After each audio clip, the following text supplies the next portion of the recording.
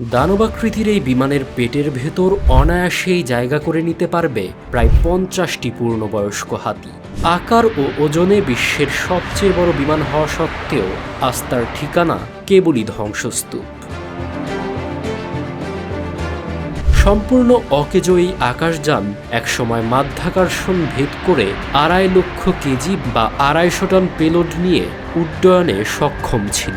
এর ডানার মোট বিস্তার 88.4 মিটার, যা বাংলাদেশের পদ্মা সেতুর অর্ধেক স্প্যানের চেয়েও দীর্ঘ।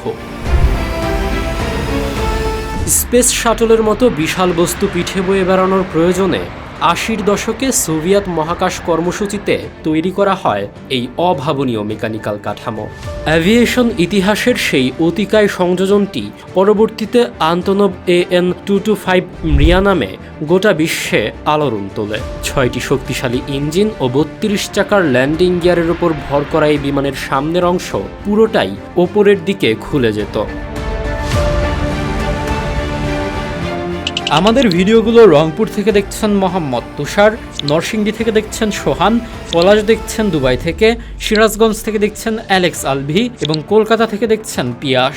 আপনি কোথা থেকে দেখছেন তা জানিয়ে দিন কমেন্ট বক্সে।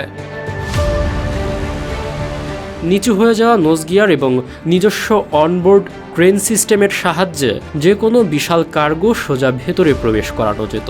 দীর্ঘ 3 দশক আকাশপথে আধিপত্য ধরে রাখার পর 2022 সালে ইউক্রেনের হোস্তামেল বিমানবন্দরে রুশ হামলায় চিরতরে থমকে যায় এর চাকা।